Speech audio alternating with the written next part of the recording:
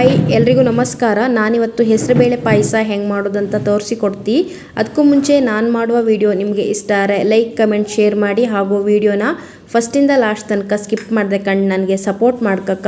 ಈಗ ಹೆಸರುಬೇಳೆ ಪಾಯಸ ಹೆಂಗೆ ಮಾಡೋದಂತ ಕಾಂಬ. ಒಂದು ಬೌಲು ಹೆಸರುಬೇಳೆ ತಗೊಂಡಿದ್ದು ಇದನ್ನ ಲೈಕ್ ಮಾಡಿ ಹೊರ್ಕಂಬ. ಹೆಸರುಬೇಳೆ ಗೋಲ್ಡನ್ ಬ್ರೌನ್ ಕಲರ್ ಬಪ್ಪಲವರಿಗೆ ಲೈಕ್ ಮಾಡಿ ಹೊರ್ಕಣ್ಕ. ಹದವಾಯಿ ಲೋ ಫ್ಲೇಮಗೆ ಒಂದು 5 ನಿಮಿಷ ಲೈಕ್ ಮಾಡಿ ಹೊರ್ಕಣ್ಕ. ಹೆಸರುಬೇಳೆ ನಾವು ಎಷ್ಟು ಚೆನ್ನಾಗಿ ಮಾಡಿ ಹೊರ್ಕಂತತ್ತೋ ಪಾಯಸ ಅಷ್ಟು ರುಚಿ ಆತ್ತ. ಈಗ ಹೆಸರುಬೇಳೆನ ಹೊರ್ಕೊಂಡಾಯ್ತು. ಸ್ಟವ್ ಆಫ್ ಮಾಡಿ ಹೆಸರುಬೇಳೆ ತಣ್ಣಗಾದ್ಮೇಲೆ ಒಂದು ಪಾತ್ರಕ್ಕೆ ಹೈಕಂತ ಇದ್ದಿ. ಹೊರದಿಟ್ಕೊಂಡು ಹೆಸರುಬೇಳೆನ ಒಂದು 3-4 ಸಲ ಲೈಕ್ ಮಾಡಿ ತೊಳ್ಕಣ್ಕ. ತೊಳೆದಿಟ್ಕೊಂಡು ಹೆಸರುಬೇಳೆನ ನಾನೀಗ ಕುಕ್ಕರಿಗೆ ಹಾಕ್ತಾಯಿದ್ದಿ. ಕುಕ್ಕರಿಗೆ ಹಾಕಿ ಆದಮೇಲೆ ನಾನು 3 ಲೋಟ ಅಪ್ಪಷ್ಟು ನೀರು ಹಾಕ್ತಾಯಿದ್ದಿ. ಒಂದು 4 ವಿಸಿಲಿಗೆಲ್ಲ ಹೆಸರುಬೇಳೆ ಲೈಕ್ ಬೇಯ್ತು. ಈಗ ಕುಕ್ಕರ್ ಮುಚ್ಚಳ ಮುಚ್ಚಿ 4 ವಿಸಿಲ್ ತೆಗಿತಿ. ಕುಕ್ಕರ್ ಮುಚ್ಚಳ ತೆಗಿತಾ ಇದ್ದಿ. 4 ವಿಸಿಲ್ ಆಯಿತು. ಹೆಸರುಬೇಳೆ ಚೆನ್ನಾಗಿ ಬೆಂದಿತ್ತು. ಈ ಹದದಾಗಿತ್ತು. ಈಗ ಬೇಯಿಸಿ ಇಟ್ಕೊಂಡು ಹೆಸರುಬೇಳೆನ ಇನ್ನೊಂದು ಪಾತ್ರಕ್ಕೆ ಹಾಕ್ಕೊಂಡು ಗ್ಯಾಸ್ ಸ್ಟವ್ ಮೇಲೆ ಇಟ್ಟಿದ್ದಿ. ಅರ್ಧ ಬೌಲ್ ಅಪ್ಪಷ್ಟು ಬೆಲ್ಲ ತುರಿದು ಹಾಕ್ತಾ ಇದ್ದಿ. 1ರಿಂದ 1.25 ಉಂಡೆ ಅಪ್ಪಷ್ಟು ಬೆಲ್ಲನ ತುರಿದು ಹಾಕಿದ್ದಿ. ಇದನ್ನೀಗ ಲೈಕ್ ಮಾಡಿ ಮಿಕ್ಸ್ ಮಾಡ್ಕೊಂಡು ಕೊಯ್ಸ್ಕೊಂಬ.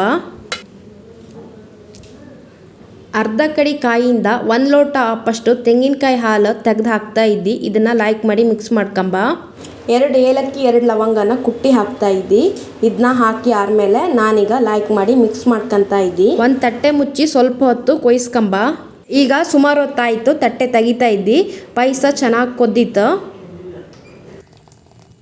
1 ಕಪ್ ಅಪ್ಪಷ್ಟು ಕಾಯಿ ತುರಿನ ಹಾಕ್ತಾ ಇದ್ದಿ. ಪಾಯಸಕ್ಕೆ ಕಾಯಿ ತುರಿನ ತುರಿದು ಹಾಕ್ರೆ ಚೆನ್ನಾಗಿರುತ್ತೆ, ರುಚಿ ತುಂಬ ಲೈಕ್ ಇರುತ್ತೆ. ಇಲ್ಲ ಅಂದರೆ ಕೊಬ್ಬರಿನ ಬೇಕಾದ್ರೂ ತುರಿದು ಹಾಕ್ಲಕ್ಕ. ಇದನ್ನು ಲೈಕ್ ಮಾಡಿ ಮಿಕ್ಸ್ ಮಾಡ್ಕೊಂಬ. ಈಗ ಇದಕ್ಕೆ ತುಪ್ಪದಾಗೆ ದ್ರಾಕ್ಷಿ ಮತ್ತು ಗೋಡಂಬಿನ ಹುರಿದು ಪಾಯಸಕ್ಕೆ ಹಾಕುವ. 4 ಚಮಚ ಅಪ್ಪಷ್ಟು ತುಪ್ಪ ಹಾಕ್ತಾ ಇದ್ದಿ.